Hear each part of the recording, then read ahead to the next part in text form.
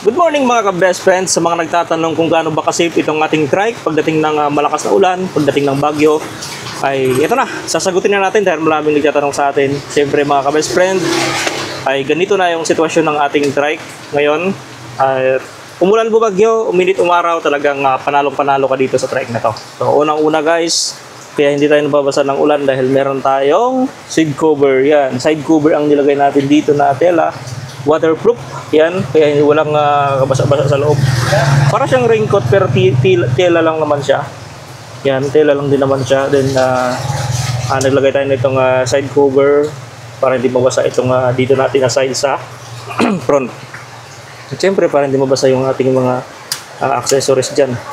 So, eto, walang kabasa-basa dito sa loob guys. Kahit lumakas pa, napakalakas ng ulan dito.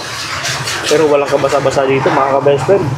Bunganga lang yung basa dito guys, pero yung loob ng trike ay tuyong-tuyo mga ka-best friend. Safe to safe sa biyahe kahit lumakas man yung ulan. So dito naman walang problema dito guys sa ating passenger. Safe yung ating passenger dito. Yan o. Yan. So kahit humiga sa dyan magdamag, maghapon, magabi, ay hindi siya dyan mababasa. Gawaan ng talagang matibay na klase. At magandang klase itong Maruyama. Ang gandaan sa Maruyama na pinagawa natin ay pag namama yung ulan dito sa tela na to ay nag-i-slide kaya hindi na-stuck yung tubig ulan.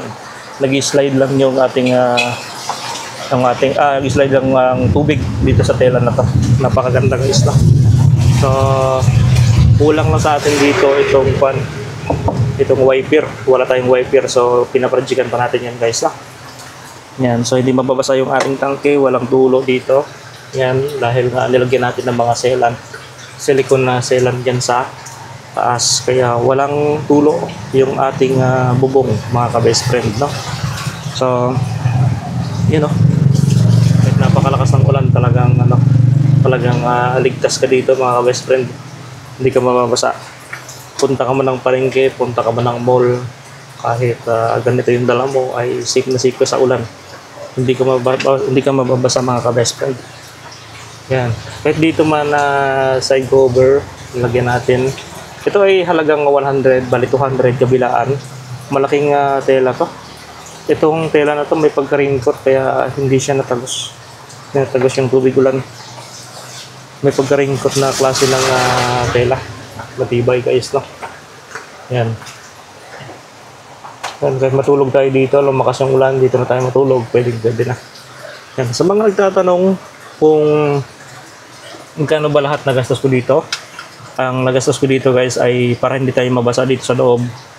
Ang ating tela na Maruyama ay nasa 5,000 kasama na yung design at klase ng tela. First class original ng Maruyama itong ginamit natin para kahit bumangga man, magasgas ay hindi mapunit. So yun na yung gamitin nyo. Mas magandang klase na ng tela ng Maruyama. Kasi may class A, class B. Ayan. Yung class B medyo lumulubo. May klase yun. Din ka sa class A original na. Ayun mga ka-best friend. So yung design na gusto nyo, pwede rin yung katulad sa atin. Pwede nyo gayahin yung ganong design. Merong window sa gilid. Design niya yung plastic din na para transparent na plastic para maliwanag sa loob. So, ayan. So, malakas yung ulan dito pero talagang hindi tayo mababasa. Safe na safe yung driver at safe na safe din yung ating pasahero sa loob. No? Yung ating tangke hindi rin mapasukan ng tubig yan dahil okay na okay. Hindi tumutulo yung ating bubong. Yan. Yan, bumiyahe ka man, mag-convert trike ka man, camping van ay pwede ito dahil mga ka-best friend. Talagang pasok na pasok to sa isa sa mga quality ng mga trike na masasabi nating matibay na klase at talagang pangmasa mga ka-best friend.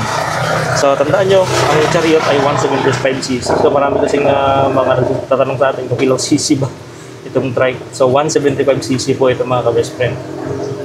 So kasing displacement lang sila ng barako. Pero yung mga buwan na nagtatanong sa akin kung saan ba mas magandang barako or itong Chariot, no? So, si Barako kasi single. Pwede naman siya lagyan ng tricycle, kaya nga lang gagastos ka pa.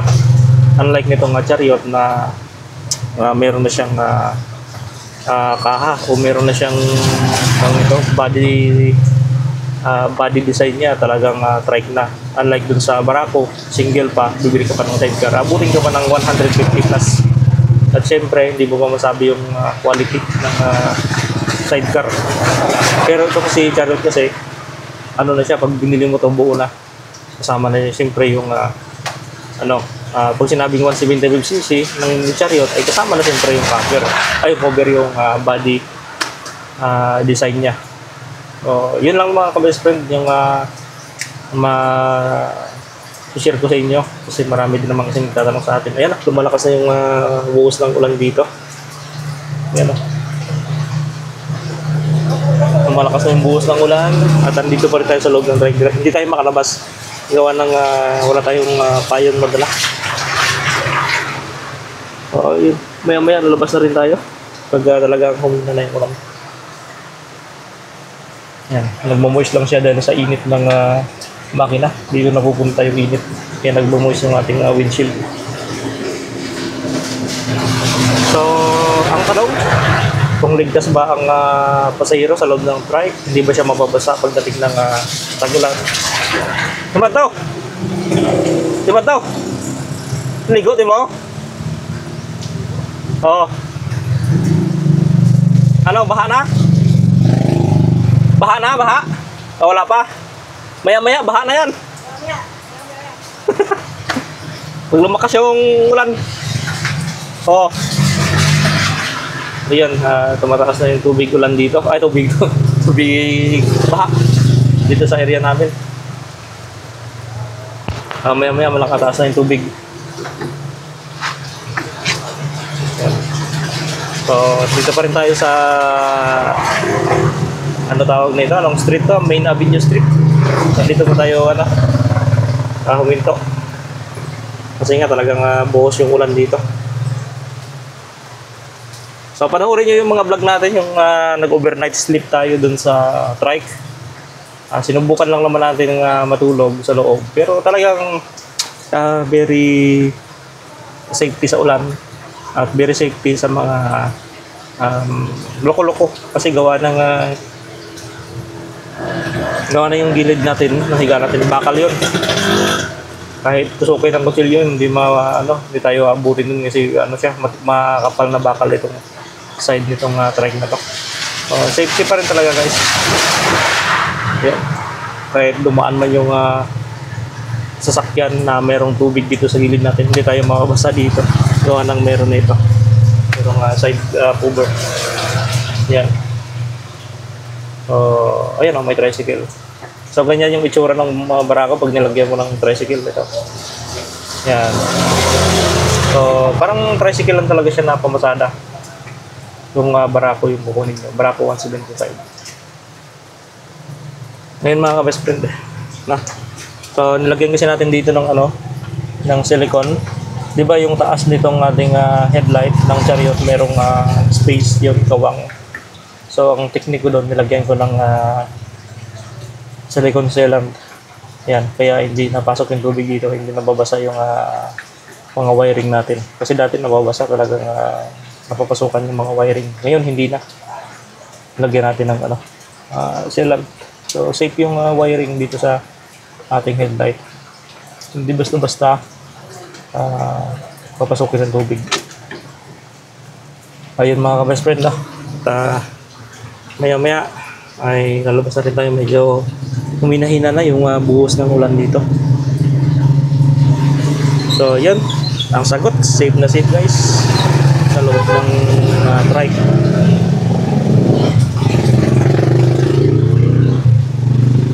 Yan. Okay, yun very safe talaga. Ganyan yung itsura ng ating side cover. So nilagyan ko ng transparent. Dati kasi nilagyan ko ng tent sticker to tinted to, kaya nadidiliman ako. Kaya ginawa ko, tinanggal ko na lang yun. plain white naman siya, para plain transparent, para maliwanag dito sa loob. Ayun guys, thank you for watching mga ka-best friend. Mga ka-best friend, so nagpark muna tayo dito sa labas, gawa ng napakalakas talaga yung ulan dito. Pero dito sa driver seat natin ay safe na safe tayo dito guys, gawa ng yun, hindi tayo mababasa ng ulan dito. Kasi nga, meron ito. Merong tulda sa gilid. So, yan, safe na safe dito guys. Pag lumakas yung ulan, yun hindi tayo mababasa dito. Pati rin dito sa gilid. Yun, sa mga ka-best friend dyan, magpagawa nito ay nasa halagang 100 pesos lang ito. Yung side cover. Itong isa ay 100 pesos din mga ka-best friend. So, sa mga hindi pa nagpagawa, pagawa na kayo dito, napakamura lang. Sa mga postery na mas malapit sa inyo, para madali nyo lang makuha guys, no? So gawa rin kayo ng side cover. Ito, protekta rin yan sa ulan pagdating ng talagang waswasan yung ulan, and hindi kayo mababasa at hindi rin galawangin itong nasa harap ninyo na mga frame, no? Ito lang, moist lang. Dito kaya sa ating makina, mainit kasi yung makina natin, kaya nagmo-moist yung ating windshield. Yan, sinirado natin dun guys. Yan hindi, walang katubig-tubig sa loob. Sinirado natin yung likod. Yan, very safe. Ayun, sa mga hindi pa nakasubscribe dyan guys, subscribe na kayo sa ating channel. At pakiclick na lang ang notification bell dyan sa baba ng ating YouTube channel na yun guys. Now, thank you for watching guys. Maraming salamat sa lahat. So, let's go guys. Meron tayong payong.